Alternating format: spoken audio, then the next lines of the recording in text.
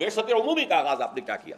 یہ بھی صلح حدیبیہ کے فوراً بعد سن 6 ذی قعدہ صلح حدیبیہ ہے، سن 6 ہی کے آخر میں آپ نے بیرون عرب دعوتی خطوط اور سفیروں کی ترسیل کا آغاز کر دیا۔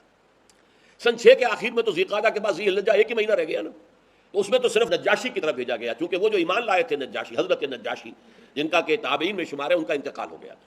اب جو بھی تھا وہاں بادشاہ وہ عیسائی تھا، اس پہلا خط آپ نے اس کو بھیجا۔ پھر یکم محرم سن 7 سے آپ نے جو خطوط اور سفیر بھیجنے شروع کیے، تو نوٹ کرتے جائیے۔ قیصر روم ہرقلیس ہرقل اعظم دہیہ کلبی رضی اللہ تعالیٰ عنہ بھیجے گئے آپ کا نامہ مبارک لے کر۔ خسرو پرویز، اس کی طرف عبداللہ ابن حذافہ سہمی رضی اللہ تعالیٰ عنہ، یہ بھیجے گئے خط لے کر۔ مقوقس شاہ مصر، اصل میں شاہ کا لفظ اس کے لیے صحیح نہیں ہے، وہاں ایک مذہبی حکومت تھی عیسائیوں کی، اور پیٹریارک جو کہلاتا تھا عیسائیوں کا جو سب سے بڑا جو ہے سردار ہوتا تھا، وہ وہاں کا بادشاہ تھا۔ ان کی طرف حضرت حاتب ابن ابی بلتع، وہ جن سے غلطی ہو گئی تھی فتح مکہ سے پہلے کہ انہوں نے خط لکھ دیا تھا اپنے عزیزوں کی جان بخشی کے خیال سے، اور وہ مکے والوں کو اطلاع دے دی تھی، حضور نے خفیہ رکھا ہوا تھا اپنے مکے کی طرف جانے کو، لیکن انہوں نے اطلاع دے دی تھی وہ، لیکن ان کے بارے میں آپ کو معلوم ہے حضور نے فرما دیا تھا کہ یہ جو حاتب ابن بلتع ہے یہ تو اصل میں صحابی ہے اور بدری ہے، لہذا اس کے اگلے پچھلے سارے گناہ اللہ پہلے معاف کر چکا ہے۔ شاہ عمان کی طرف بھیجے گئے عمرو بن العاص رضی اللہ تعالی عنہ۔ اچھا، اب جو خاص طور پر جہاں سے کہ اب کشمکش شروع ہوئی ہے وہ ہے کہ شام سے متصل جو قبائل تھے عیسائی تھے، تو عرب قبائل عیسائی تھے، کیونکہ رومن امپائر کے تحت رہے تھے، اس کے تحت انہوں نے عیسائیت قبول کر لی تھی۔ وہاں ایک دعوتی وفد بھیجا گیا، کیونکہ کوئی ایک بادشاہ نہیں تھا، مختلف قبائل تھے۔ 15 افراد جو ہے اس میں شہید کر دیے گئے، صرف کعب بن عبیر غفاری بچ کر آئے ہیں وہاں سے، باقی وہ شہید کر دیے گئے۔ اب یہ چونکہ سلطنت روما کے تحت تھے، تو گویا کہ اب جو چھیڑ چھاڑ کا معاملہ شروع ہوا وہ سلطنت روما سے ہوا، اور یہ اس کو میں نے اپنے نوٹس میں لکھا، میں دیکھ رہا تھا کہ آئرنی آف دی فیٹ یہ ہے کہ وہ رومی عیسائی جن کی شکست پر مسلمان بہت دل شکستہ ہوئے تھے، دل گرفتہ ہوئے تھے، جبکہ ایرانیوں نے شکست فاش دی تھی ہرقلیس کو، اور جن کی فتح جب ہوئی ہے یوم بدر کے وقت ہی ہوئی ہے، تو مسلمانوں نے جشن منایا تھا، اس لیے کہ ظاہر بات ہے کہ ایرانی آتش پرست تھے، مشرکوں سے قرب رکھتے تھے، اور یہ عیسائی تھے حضرت عیسیٰ کے ماننے والے، تو مسلمانوں سے قرب رکھتے تھے۔ تو بدقسمتی جس کو میں کہہ رہا ہوں، اگرچہ یہ لفظ ہمیں استعمال نہیں کرنا چاہیے، ہر شے اللہ تعالیٰ کی حکمت کے تحت ہوتی ہے، البتہ آئرنی آف فیٹ جو ہے وہ لفظ مناسب ہے اس کے لیے کہ پہلا تصادم جو ہوا حضور کا صلی اللہ علیہ وسلم وہ ہرقلیس کے ساتھ ہوا، کہ 15 صحابہ شہید کر دیے ان قبائل نے کہ جو اس کے تابع تھے، اور خاص طور پر رئیس بصرہ شرحبیل بن عمرو غسانی، یہ بھی عرب تھا لیکن یہ بھی عیسائی تھا، باج گزار تھا، یہ بادشاہ کی شکل میں تھا، اور یہ باج گزار تھا رومی جو ایمپرر تھا اس کا۔ اس کی طرف بھیجے گئے تھے ایلچی کی حیثیت سے حارث ابن عمیر رضی اللہ تعالی عنہ، حارث ابن عمیر ازدی، اس نے ان کو بھی شہید کر دیا۔ گویا کہ آپ کے 16 سفیر جو ہے ان علاقوں میں شہید کر دیے گئے کہ جن علاقوں میں عیسائی آباد تھے، اور نمبر 2 یہ کہ جو ہرقل کے تابع تھے۔ یہ صورتحال ہوئی جس پر کہ پہلا رد عمل حضور کی طرف سے ہوا غزوہ موتا۔ اسے غزوہ کہتے ہیں، اگرچہ عام طور پر خیال یہ کہ غزوہ اسی کو کہتے ہیں جس میں حضور بھی شریک ہوئے ہوں، حضور اس میں شریک نہیں ہوئے، لیکن ظاہر بات ہے سفیر کا جو قتل ہوتا ہے وہ اعلان جنگ ہوتا ہے۔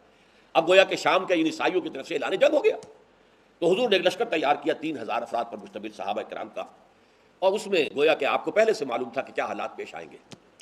آپ نے 3 جو ہے سپہ سالاروں کا اعلان کر دیا کہ پہلے زید ابن حارثہ ہوں گے رضی اللہ تعالیٰ عنہ، اگر وہ شہید ہو جائیں تو جعفر ابن ابی طالب جو حضور کے چچا زاد بھائی ہیں، حضرت علی کے بڑے بھائی جعفر ابن ابی طالب، اور اگر وہ بھی شہید ہو جائیں تو عبداللہ ابن رواحہ، یہ انصاری ہے رضی اللہ تعالیٰ عنہ۔ یہ 3 کا آپ نے نام لے کر تعین کر دیا۔ اب وہاں کیا ہوا، جب یہ 3000 کا لشکر جو ہے یہ حدود شام میں داخل ہوا تو معلوم ہوا کہ وہاں تو تیار ہے ایک لشکر 1 لاکھ یا 2 لاکھ پر، زیادہ روایات 2 لاکھ کی مقابلے کے لیے تیار ہے۔ اب انہوں نے مشورہ کیا کہ یہ ہم 3000 ہیں، وہ 2 لاکھ ہیں، فرض کیجیے 1 لاکھ بھی ہوں تو کہاں 3000 کہاں 1 لاکھ، کہاں 3000 کہاں 2 لاکھ۔ لیکن سب لوگوں کا کہنا یہ تھا، حضرت زید ابن حارثہ نے جب مشاورت منعقد کی کہ ہمیں تو شہادت چاہیے، ہمیں فتح شکست سے کوئی غرض ہی نہیں، فیصلہ وہ مقابلہ کریں گے۔ لیکن مقابلہ تو کیا، بہرحال آخر کچھ نہ کچھ تو دنیا میں ریشو پروپورشن کا معاملہ ہوتا ہے نا، طاقت کا عدم توازن، لہذا وہاں صورتحال بہت مخدوش ہو گئی۔ حضرت زید ابن حارثہ شہید ہو گئے، حضور نے مدینے میں اعلان کر دیا زید شہید ہو گئے، اب کمان سنبھال لی ہے جعفر ابن ابی طالب نے، وہ بھی شہید ہو گئے، حضور نے اس کا بھی اعلان کر دیا۔ پھر اس کے بعد عبداللہ ابن رواحہ وہ بھی شہید ہو گئے، جن 3 کا نام حضور نے لیا تھا تینوں شہید ہو گئے۔ اب حضرت خالد ابن ولید نے، یہ میں کہنا بھول گیا کہ صلح حدیبیہ کے بعد جو اندرون ملک عرب حضور کی دعوتی سرگرمیاں ایک دم تیز ہو گئی تھی، اس کا نتیجہ یہ تھا کہ خالد ابن ولید جو غزوہ احد میں عارضی شکست کے ذمہ دار تھے، اور عمرو ابن العاص جو سفیر بن کر گئے تھے قریش کے، اور گئے تھے نجاشی کے پاس کہ ہمارے بگوڑے یہ آ گئے ہیں مسلمان یہاں پر، یہ ہمارے غلام ہیں، انہیں واپس کرو، یہ دونوں ایمان لے آئے۔ اسی دوران میں فتح مکہ سے پہلے. اور حضور نے فرمایا صحابہ سے کہ مکے نے اپنے جگر گوشے تمہارے قدموں میں ڈال دیے. یعنی یہ کوئی معمولی آدمی نہیں ہے. خالد ابن ولید کوئی معمولی انسان نہیں ہے. عمرو بن العاص کوئی معمولی آدمی نہیں. مکے نے اپنے جگر گوشے جو ہے وہ تمہارے قدموں میں ڈال دیے. تو حضرت خالد ابن ولید رضی اللہ تعالی عنہ میدان میں آئے. انہوں نے خود کمان سنبھالی اور بڑی حکمت عملی سے لشکر کو بچا کر نکال کر لے آئے. اس میں صرف یہ ہے کہ 12 مسلمان شہید ہوئے, باقی لشکر بچ کر نکل آئے. یہ بہت بڑی کامیابی تھی. لیکن جب یہ لشکر واپس مدینے پہنچا, مدینے والوں نے مٹی پھینکنی شروع کر دی. بھگوڑے ہیں, یہ میدان سے بھاگ کر آئے ہیں. حضور نے فرمایا نہیں, یہ بھگوڑے نہیں ہیں, یہ تو آئے ہیں الی فئۃ, یہ اپنی بڑی جماعت کے پاس آئے ہیں تاکہ یہاں سے مزید کمک لے کر پھر جائیں. تو اس حوالے سے حضور نے فرمایا کہ نہیں, کو بھگوڑے مت کہو. تو یہ غزوہ مؤتہ ہوا. اگرچہ جرم کی سزا تو نہیں دی جا سکی, لیکن یہ بات کہ محمد رسول اللہ کے آدمی 3000 ہو کر وہ 2 لاکھ کے لشکر سے ٹکرا گئے, اس نے ایک بہت روب قائم کر دیا پورے علاقے پر, ہلا دیا اس پورے علاقے کو کہ یہ طاقت کیسی ہے ان کے اندر. منحصر مرنے پہ ہو جس کی امید, نا امیدی ان کی دیکھا چاہیے. جس کی امید مرنے سے منسلک ہو جائے, مرنا سب سے بڑی کامیابی ہے, شہادت فی سبیل اللہ. تو اس کو کسی شے کا خوف ہوگا. سب سے بڑا خوف تو اسی کا ہوتا ہے, جان نہ چلی جائے. اور جو جان دینے ہی کو سب سے بڑی کامیابی سمجھے. منحصر مرنے پہ ہو جس کی امید, نا امیدی اس کی دیکھا چاہیے. تو گویا کہ ایک بہت بڑا جو ہے زبردست روب پڑ گیا, اور جس کے نتیجے میں سلطنت روما کی جو ہے جڑیں ہل گئی. اس کے بعد پھر ہرقل نے تیاری کی زور شور کے ساتھ. تو نپ دی ایول ان دی بڈ, یوں سمجھیے کہ اب یہ جو ہے اس ابھرتی ہوئی قوت جو آ رہی ہے جزیرہ نما عرب سے, اس کو ختم کرنے کے لیے اس نے اتنا بڑا لشکر تیار کیا کہ مدینے میں مسلسل حالت خوف طاری رہتی. ذرا سا پتہ کھڑکتا تھا, آ گئے رومی, آ گئے رومی, آ گئے رومی, آ گئے. رومیوں کے آنے کی یہ خوف جو ہے مسلمانوں پر وہاں تھا. مشرکین بھی تھے وہاں, وہ منافقین بھی موجود تھے. لیکن بہرحال نبی اکرم صلی اللہ علیہ وسلم نے 30,000 کا لشکر تیار کیا. آپ تبوک تک پہنچے, اور تبوک سرحد شام کے اوپر 30,000 کا لشکر لے کر. 30 دن تو لگے ہیں آپ کو جانے اور آنے میں, 15 دن, 20 دن آپ نے وہاں قیام کیا. ہرقل میدان میں نہیں آیا, اپنی فوج لے کر پیچھے ہٹ گیا. اس کی وجہ کیا ہے؟ ہرقل پہچان چکا تھا جب آپ کا خط گیا تھا, دعوتی خط حضرت دہیہ کلبی رضی اللہ تعالیٰ عنہ لے کر گئے تھے. اس نے خط پڑھتے ہی پہچان لیا, وہ عالم تھا, عیسائی عالم, کہ یہ وہی ہیں کہ جن کی نوید جو ہے وہ تورات اور انجیل میں تھی. وہ چاہتا تھا ایمان لے آئے.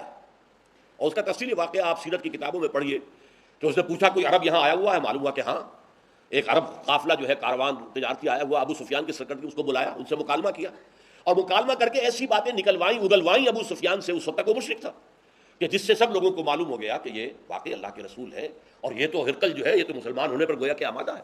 اس پر ایک بڑا جوش و خروش پیدا ہوا درباریوں میں, سپہ سالاروں میں, ان کا غصہ, ان کے نسلیں پھول گئے.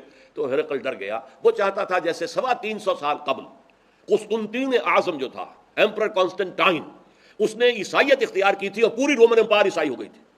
اسی طرح اب بھی ہو جائے کہ میں مسلمان ہو جاؤں اور پوری رومن امپائر مسلمان ہو جائے. لیکن یہ کہ جب اس نے دیکھا کہ میرے درباری, میرے مصاحبین, میرے سپہ سالار یہ تو نتنے ان کے پھول رہے غصے سے, تو وہ اپنی جو بیڑیاں پڑی ہوئی تھی سلطنت کی, بادشاہت کی, انہی میں بندھا رہ گیا. اس نے انکار کر دیا, پہچان چکا تھا. اس نے ساری تیاری اس اعتبار سے کی تھی کہ اس کا خیال تھا کہ جیسے غزوہ موتہ میں حضور نہیں آئے تھے, مسلمانوں کا لشکر تھا, اس طرح شاید اب بھی محمد نہ آئے صلی اللہ علیہ وسلم. جب اس نے دیکھا محمد خود آئے ہیں صلی اللہ علیہ وسلم, اس کو پہچان چکا تھا کہ یہ اللہ کے رسول ہے. لہذا وہ پیچھے ہٹنے میں عافیت سمجھی. چونکہ یہ ایک بڑا محاورہ ہے غالباً انجیل کے اندر ہے کہ وہ جیسے کہ چھری اگر تربوز یا خربوزے پہ پڑتی ہے تب بھی خربوزہ کٹتا ہے, اور اگر خربوزہ چھری پر گرے گا تب بھی خربوزہ ہی کٹے گا. اس طریقے سے چھری کا تو نقصان نہیں ہوگا, اللہ کا رسول جس سے ٹکرائے اس کے لیے شکست لازم ہے. اس لیے وہ پیچھے ہٹ گیا. حضور وہاں 20 دن قیام کر کے واپس تشریف لے آئے.